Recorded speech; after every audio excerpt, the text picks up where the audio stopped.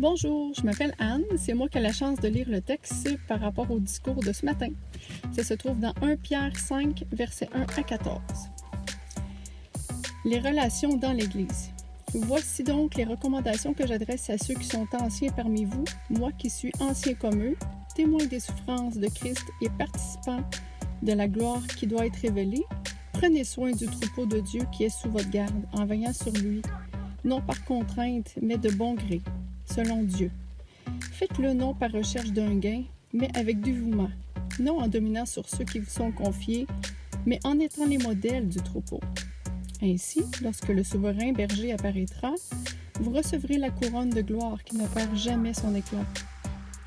De même, vous qui êtes jeunes, soumettez-vous aux anciens, et vous, soumettant tous les uns aux autres, revêtez-vous d'humilité. Car Dieu s'oppose aux orgueilleux, mais il fait grâce aux humbles.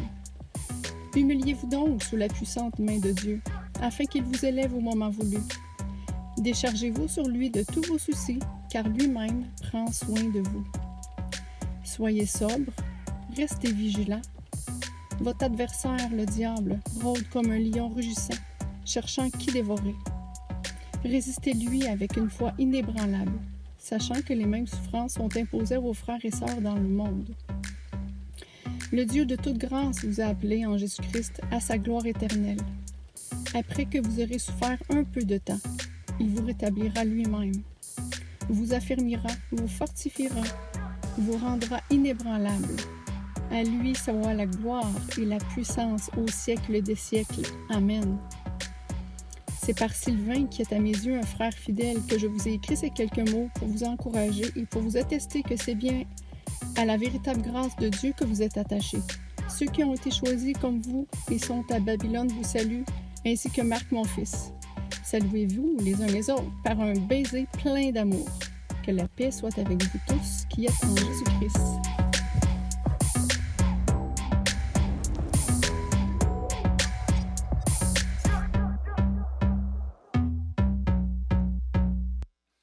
Salut 180, j'espère que vous allez bien. Bienvenue si vous nous joignez pour la première fois. Je m'appelle David, je suis pasteur de l'Église. Bienvenue à tous les autres si vous êtes familiers. On est ce matin dans notre nouveau quartier général 180. Merci aux bands qui ont inauguré nos locaux. Justement, pour vous donner un petit tour d'horizon, j'ai demandé à l'équipe technique d'être capable de faire une petite tournée de qu'est-ce qu'il y a dans ce local. Vous allez pouvoir voir qu'est-ce qui est en train de se passer avec le band pendant qu'ils m'écoutent. Là, ils font semblant d'être sages présentement. Fait que vous voyez là où vous êtes rendu présentement, qui est un peu comme le foyer d'accueil. Il va y avoir des chaises éventuellement où on va pouvoir vous accueillir aussi. Et donc, salut Julie, c'est ma femme.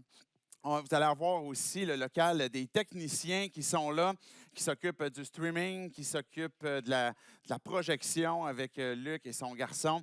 Donc, ça fait partie de notre stratégie qu'on a de pouvoir avoir un local comme ça où nos activités vont pouvoir être centralisées. Je prends le temps de donner quelques détails sur ce que c'est notre QG pour qu'on comprenne bien c'est quoi l'intention. Je disais que c'est quelque chose de stratégique dans notre vision d'Église parce qu'on veut être une Église qui est présente dans la ville. Donc, on est carrément dans la côte d'Abraham et on veut avoir un impact justement sur notre environnement, sur notre ville. Et ça va devenir aussi un lieu où on va pouvoir centraliser justement des activités comme Opération Clin d'œil ou bien même, par exemple, dans la période COVID actuellement, où c'est plus compliqué, mettons, au cégep, où on ne peut pas avoir de public, de gens présents avec nous. Dans le quartier général ici, pendant cette période-là, on peut accueillir jusqu'à, selon le code rouge, la zone rouge, je ne me souviens plus comment est-ce qu'on dit ça, jusqu'à 25 personnes plus des bénévoles. Donc, ça va nous permettre de pouvoir retrouver une certaine communion, une certaine relation qu'on va pouvoir avoir au courant de la semaine, par exemple, des groupes connexion qui peuvent venir.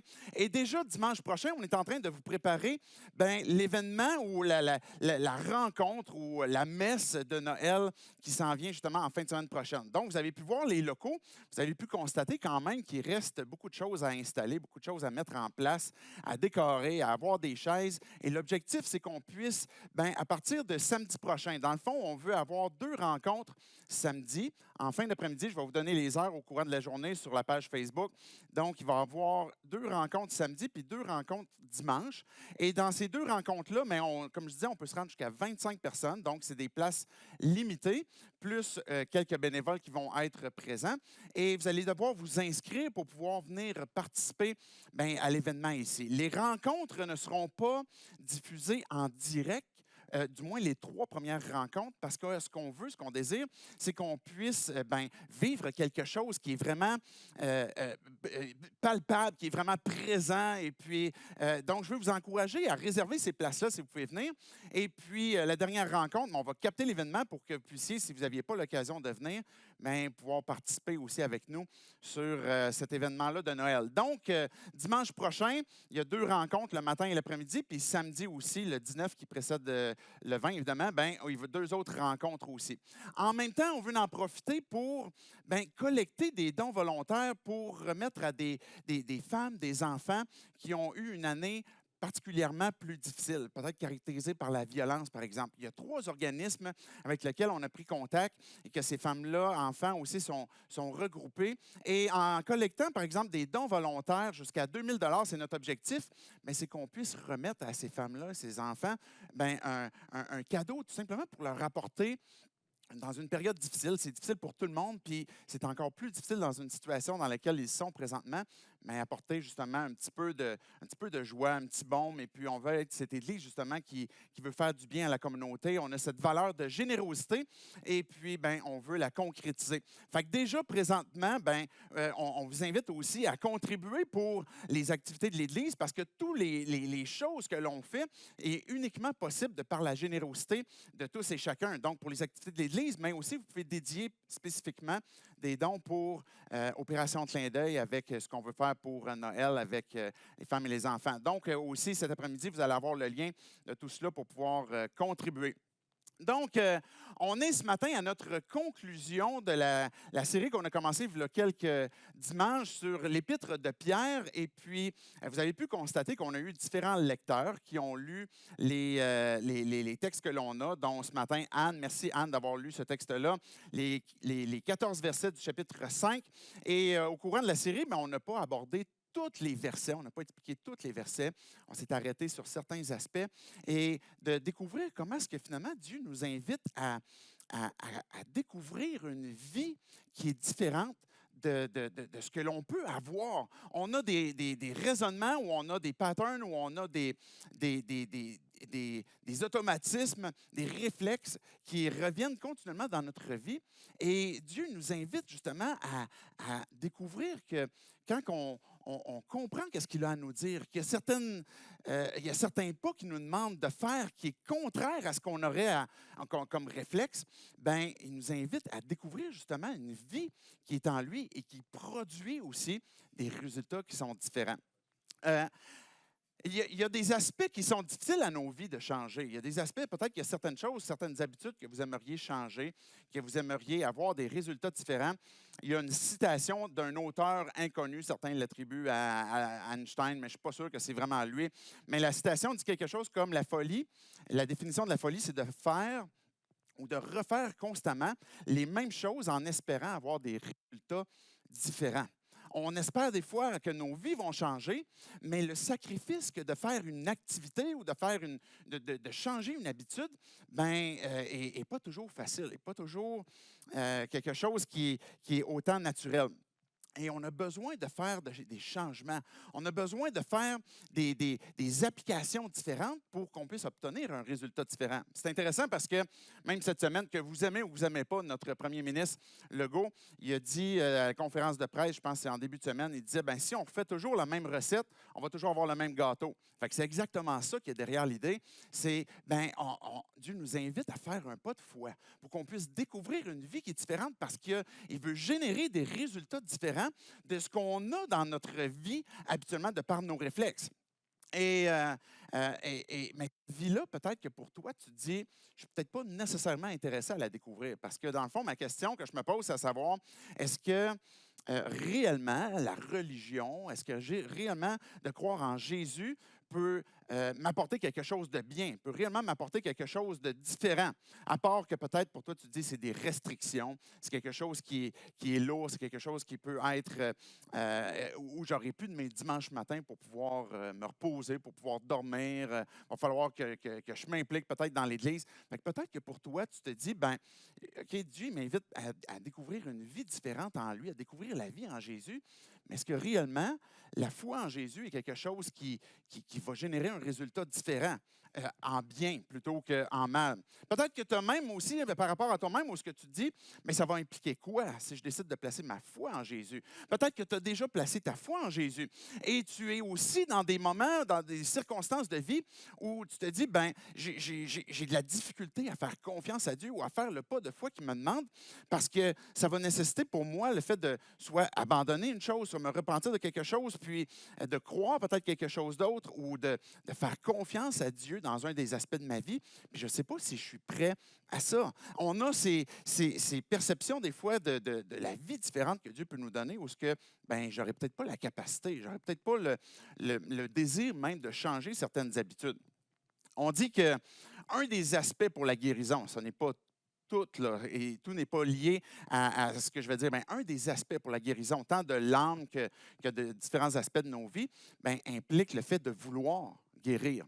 Vouloir parce que ben, il faut être prêt peut-être à abandonner quelque chose qui nous rend malade. Mais des fois, cette habitude que l'on a, on aime le bien qu'il nous procure pendant un certain temps, même si on comprend qu'elle nous rend malade, mais il y a un sacrifice à l'abandonner. Mais peut-être qu'il y a une autre objection que tu pourrais avoir, c'est ben, pour croire à Dieu, pour découvrir la vie en Jésus, je comprends qu'il faut que j'aille la foi. Et j'en ai pas. Je ne suis pas capable d'avoir la foi. C'est peut-être un des raisonnements que vous avez ou ce que vous dites, ben, et puis je l'ai déjà entendu, j'aimerais ça avoir la foi que tu as. J'aimerais ça avoir la foi de ceux qui vont à l'Église. Peut-être que toi, tu vas à l'Église et tu te dis, ben moi, j'aimerais ça avoir la foi de telle personne ou avoir la foi pour être capable de déplacer montagne. J'aimerais ça avoir la foi pour avoir quelque chose de vraiment solide puis de ne plus avoir de doute. Mais la réalité, c'est que tu sois non-croyant ou que tu sois croyant, le besoin que d'avoir la foi est quelque chose qui va au-delà de même de notre capacité de dire, OK, là, je vais forcer pour avoir la foi. Je vais m'efforcer de vraiment faire confiance. Et le texte que Pierre nous a laissé est un texte qui nous emmène à découvrir ben, comment est-ce que je peux avoir une foi qui est en train de devenir de plus en plus solide? Comment est-ce que je peux avoir une foi qui va un, peut-être d'avoir la foi, ou peut-être d'avoir une foi qui est de plus en plus solide? Bien, Pierre, il va répondre à cette question-là. Et c'est ce qu'on va voir sans voir tous les versets. Mais au tout début, dans le verset 1, c'est avec ça que je veux commencer, qui est un aspect tellement important. Il va dire, dans le fond, c'est la fin du verset 1, il va dire, il va se présenter, il va se définir comme « moi qui est témoin des souffrances de Christ et participant de la gloire qui doit être révélée ». Pierre est apôtre. Pierre a été approché de par Jésus pour le suivre et puis croire en lui. Et Pierre a eu ce privilège que d'être témoin des souffrances de Jésus et de la gloire à venir. Mais la réalité, c'est que tous ceux qui placent leur foi ou tous ceux qui sont disposés à vouloir croire en Jésus, bien, on est aussi participant des souffrances de Christ, mais aussi de la gloire à venir. Pourquoi est-ce que c'est important?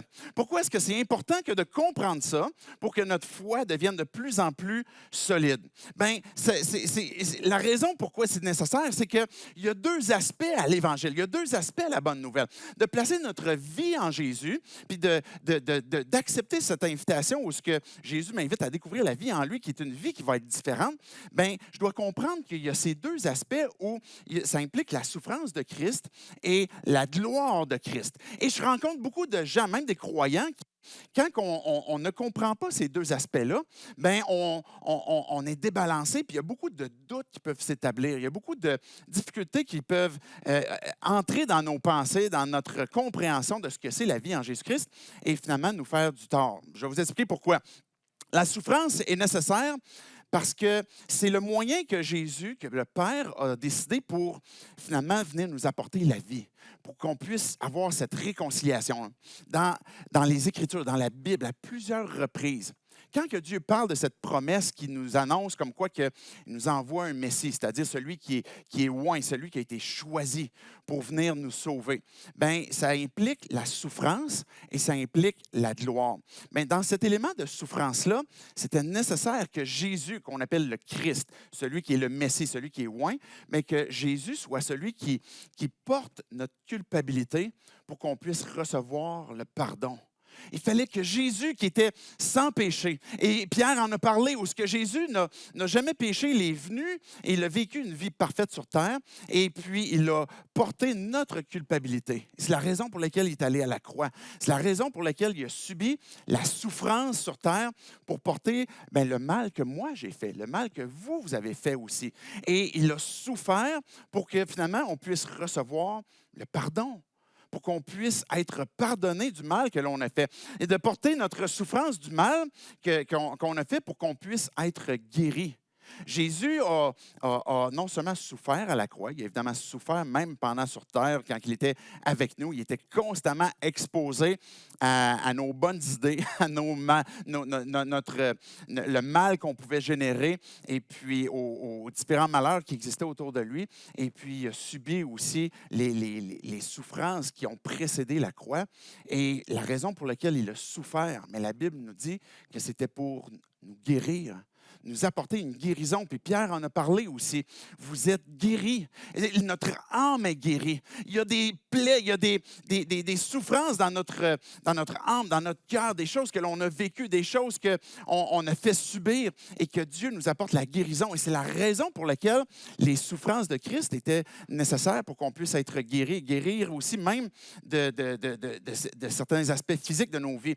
Jésus a subi la séparation d'avec son Père, qui était une souffrance atroce. Parce que de toute éternité, Jésus était en relation avec le Père, le Fils, et lui-même étant le Fils, puis l'Esprit. Et puis, dans ce moment-là, peut-être une phrase que vous avez déjà entendue, « Mon Dieu, pourquoi m'as-tu abandonné? » Jésus a souffert la séparation d'avec son Père pour qu'on puisse être adopté, pour qu'on puisse être intégré dans sa famille, dans une relation avec lui. Jésus a souffert même la colère de son Père qui est tombée sur lui pour qu'on puisse être réconcilié.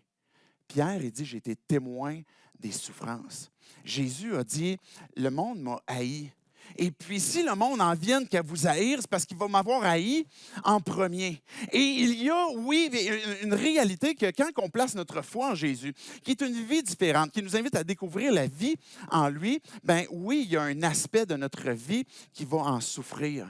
Parce qu'on est en train de s'identifier à Jésus-Christ. C'est le symbole du baptême. Quand on est baptisé avec Jésus-Christ, au nom du Père, du Fils et du Saint-Esprit, on est intégré dans sa famille. On a cette image comme quoi que justement, on a été identifié à lui et on est aussi participant de certaines souffrances que l'on a. Parce que oui, il y a des aspects dans ma vie où, pour être guéri, je veux renoncer à peut-être mon confort, à certains plaisirs qui me détruisent. Peut-être à certains aspects où je cherche à satisfaire une sécurité dans mon âme parce que je suis inquiet, parce que je suis anxieux. Et puis que Dieu m'invite à abandonner à des patterns ou des réflexes humains de ce que je veux faire pour combler un confort, une sécurité, et puis que je me tourne vers lui. Mais ça implique, oui, il va y avoir des souffrances dans ce sacrifice-là, où ce que je suis en train de renoncer à ma vie. Jésus disait, celui qui va être mon disciple, qu'il renonce à lui-même, qu'il porte sa croix aussi, et puis qu'il me suive. Donc, ça implique certainement un aspect de la vie qui a des souffrances associées à la vie de Jésus-Christ, où à cause de ces souffrances-là, on a obtenu une vie éternelle, mais il y a aussi des aspects qu'on va participer dans la souffrance. Et quand on revient au contexte de Pierre, dans le fond, les disciples qui vivaient à cette époque-là étaient beaucoup pires en termes de contexte de leur société que ce qu'on vit présentement. Peut-être pas comparativement, par exemple, à d'autres endroits dans le monde, mais les premiers chrétiens qui étaient à l'époque de Pierre, il était persécuté, il était tué. L'apôtre Paul lui-même, avant que Jésus l'interpelle, il tuait les chrétiens. Et Pierre est en train de leur dire, oui, il y a des souffrances qui sont nécessaires et qui vont arriver. Je vous lis rapidement le verset toujours dans 1 Pierre 5, le verset 10. Pierre, il va dire, « Le Dieu de toute grâce vous a appelé en Jésus-Christ à sa gloire éternelle. Après que vous aurez souffert un peu de temps, il vous rétablira lui-même, vous affermira, vous fortifiera, vous rendra inébranlable. À lui soit la gloire, la puissance au siècle des siècles. Amen. » Pierre est en train de dire au verset 10, ben, vous allez souffrir un peu. Il y en a des souffrances qui sont là. Et quand on n'est pas prêt à ça, quand on croit que je viens dans cette vie qui est en Jésus-Christ pour obtenir peut-être juste des aspects humains où je ne vivrai pas de difficultés, je ne vivrai pas peut-être de persécution, peut-être des gens qui vont me rejeter, peut-être des gens qui vont se moquer. Ça, c'est le pire qu'on vit actuellement dans notre époque à ce moment-ci. Mais si on n'est pas prêt à ça, bien, ça va devenir une difficulté pour notre foi. Il va y avoir du doute, on ne comprendra pas pourquoi. Comment ça se fait? Je m'attendais à être en paix, je ne m'attendais pas à avoir des souffrances, je ne m'attendais pas à devoir renoncer à certaines choses à laquelle Dieu il veut que j'abandonne parce qu'il veut que je lui fasse confiance. Il y a des aspects dans ma vie où ce que Dieu m'emmène au bout de certaines de mes ressources pour que je puisse me tourner vers lui. Et il y a des choses qui sont difficiles, puis il y a un peu de souffrance. Mais Pierre, il dit, c'est pour un peu de temps. Paul, il va dire, lui, de son côté, bien, les souffrances que l'on a actuellement produisent inversement et de loin plus grand un poids de gloire dans l'éternité. Donc, c'est ces souffrances-là que l'on a comparativement à ce que Dieu a préparé, à ce que Dieu en conduit, bien, est de loin inférieur. Mais Pierre, il va dire, dans le fond, dans ces deux aspects-là, je reviens avec l'aspect de la souffrance. On doit comprendre que, oui, il y a un aspect de souffrance. Puis Jésus ne l'a jamais caché. Il a toujours été clair là-dessus. Puis il disait, même avant de me suivre, assurez-vous de vous asseoir puis de calculer le coût de ça. Parce qu'il y a un coût pour me suivre. Mais on doit comprendre aussi bien, la raison pour laquelle Jésus a souffert, que j'ai mentionné tantôt, dans le but d'être réconcilié, d'être pardonné, d'être réconcilié avec Dieu, de pouvoir obtenir la guérison de notre âme aussi. Mais il y a l'aspect de gloire aussi qui est l'autre pendant. Quand on comprend à quoi Dieu il t'appelle, quand je comprends à quoi Dieu est en train de me conduire, de m'appeler pour avoir une vie différente, je dois comprendre que ça n'implique pas juste des souffrances. Et il y a cet aspect-là aussi qui est la gloire que plusieurs autres croyants oublient aussi. Parce que quand on oublie le fait qu'il y a la gloire qui doit être révélée, ce que Pierre mentionne, ce qu'il a mentionné au tout début, puis ce qu'il a mentionné aussi au verset 10 et 11 que j'ai mentionné, bien, on comprend comme quoi que c'était nécessaire que, oui, Jésus souffre, mais qu'il y a aussi un aspect de gloire, un aspect de vie, un aspect de puissance qui se dégage. Et que quand on découvre la vie en Jésus-Christ, bien, on est justement en train d'apprécier ces différents aspects-là.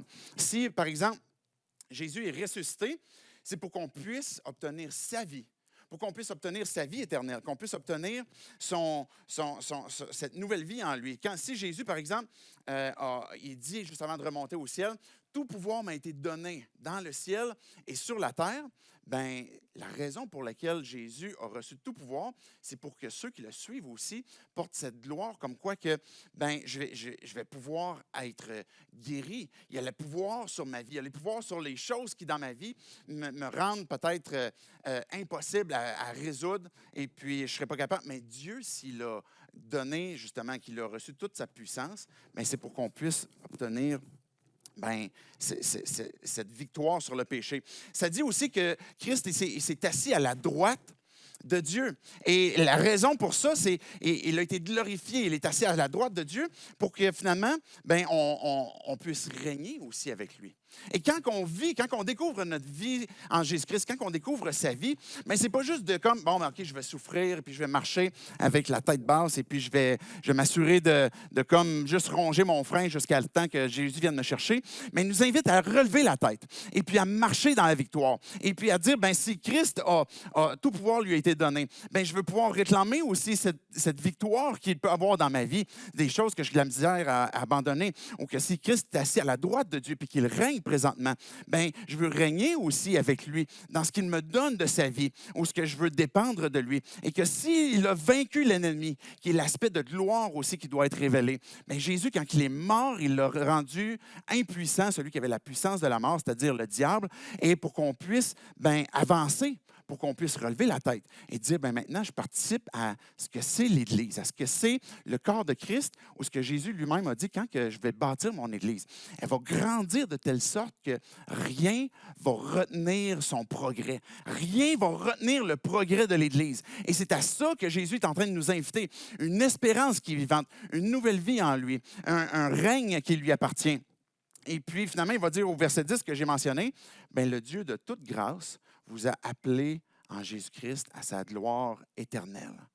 Comment est-ce qu'on va joindre les deux, où on participe encore, on est participant aux souffrances qui est associée à la vie en Jésus-Christ, mais aussi à la gloire qui doit être révélée, une gloire éternelle. Ça ne dit pas une gloire qui va se manifester dans l'éternité ou une gloire qui va se manifester éventuellement, mais qu'en temps et lieu, déjà dans nos vies, bien, Dieu va manifester sa présence, sa gloire.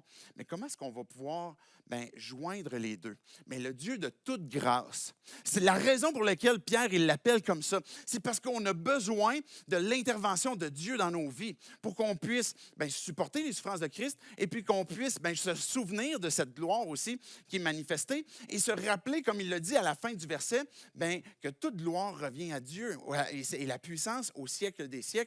Amen. Tout vient de Dieu. Comment tu peux obtenir la foi? Tout simplement, demande-la à Dieu. Demande à Dieu qu'il fasse grandir ta foi. Demande à Dieu qu'il intervienne dans ce sur quoi tu n'es pas capable de croire, ce sur quoi peut-être que tu as des doutes. Est-ce que Dieu a la volonté et la capacité, par exemple, de t'aider dans ton rôle parental, de t'aider dans ton couple, de t'aider peut-être dans une difficulté liée à ton travail, peut-être une difficulté liée à tes finances, dans une difficulté liée à, ultimement, lui faire confiance et dire, je te suis, Dieu. Mais demande à Dieu, aide-moi. Viens au secours de mon incrédulité. Demande tout simplement à Dieu. La foi vient de Dieu. On pourrait dire, OK, la grâce de Dieu, qui est la faveur de Dieu, il nous la donne, il nous la tend. Et la façon d'obtenir la grâce de Dieu, la foi, c'est par la foi. C'est en lui faisant confiance. C'est de cette façon-là qu'on peut saisir la grâce. Et le Dieu de toute grâce, Dieu te donne plusieurs moyens de te sortir des circonstances dans lesquelles tu es présentement.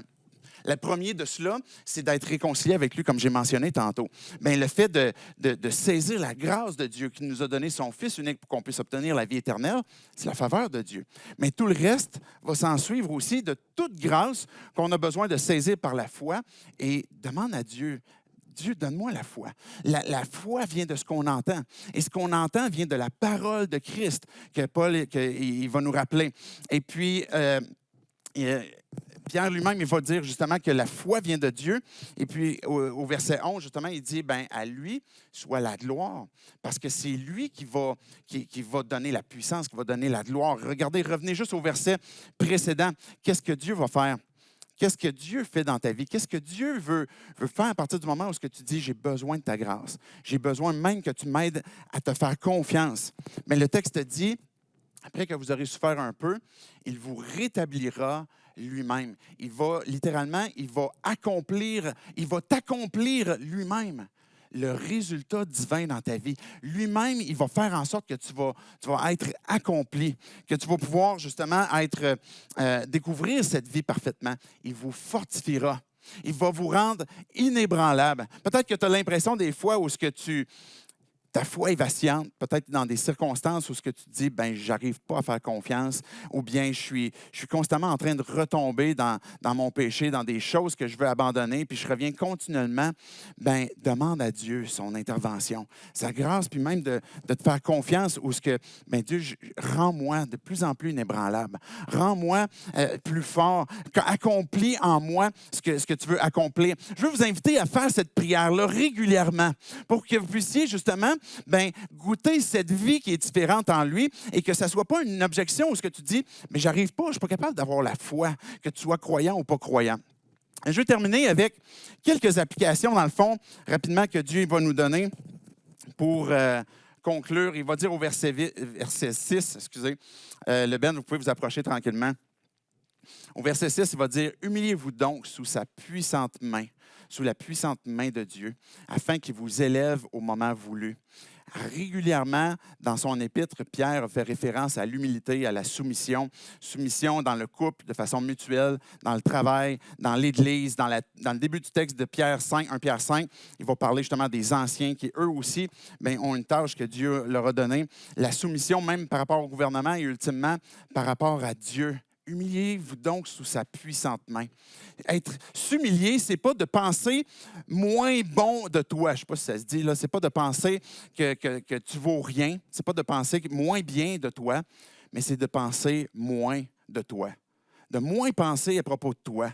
C'est d'avoir en tête le modèle ultimement sur lequel je me fixe les yeux, qui est le modèle parfait d'humilité, c'est celui de Jésus, qui a régné et qui règne présentement, où mes yeux sont fixés sur lui, et puis je veux m'humilier sur sa puissante main. Et puis, il y a une question de timing. C'est la chose que je voulais relever avant qu'on conclue le reste du texte. Il y a une question de timing afin qu'il vous élève au moment voulu. La foi t'emmène des fois à faire un pas. Et tu dis, Dieu, je vais m'humilier, je vais te faire confiance. Je vais aller dans la même direction que toi. Plutôt que de m'orgueillir puis de résister, je vais tout simplement aller dans la même direction que de toi. Plutôt que d'être résisté par Dieu. Mais je veux te suivre. Et au moment que Dieu a choisi, il y a un moment où Dieu va intervenir. Il y a une question de timing. Peut-être que Dieu t'a appelé à quelque chose. Peut-être que Dieu t'a invité à lui faire confiance. Et puis, tu as fait ce pas-là. Et Dieu, il t'invite à... il y a un moment, il y a un timing. Fais-moi confiance. Et puis, ça va se réaliser, ça va se produire aussi, parce que Dieu est fidèle.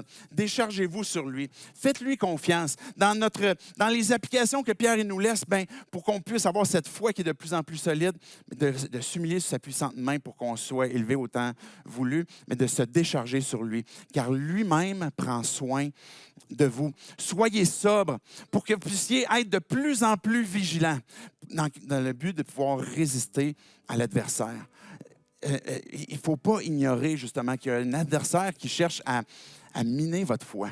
Paul a parlé des armes avec lesquelles on peut lutter, le bouclier de la foi. Résistez-lui avec une foi qui est ferme.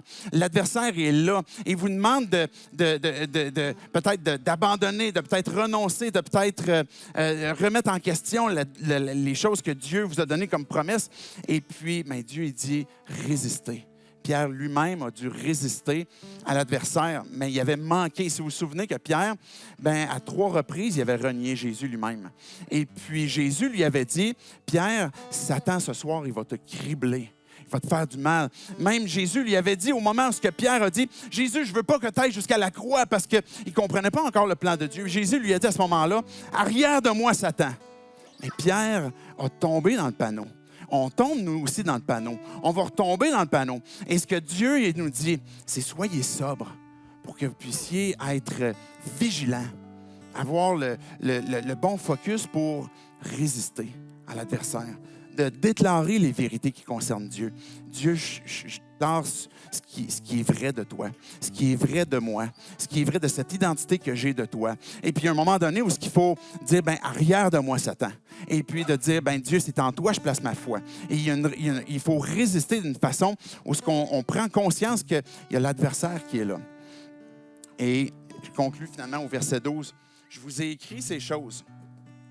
C'est quelques mots pour vous encourager et puis vous attester que c'est bien à la véritable grâce de Dieu que vous vous êtes attachés. Lâchez pas.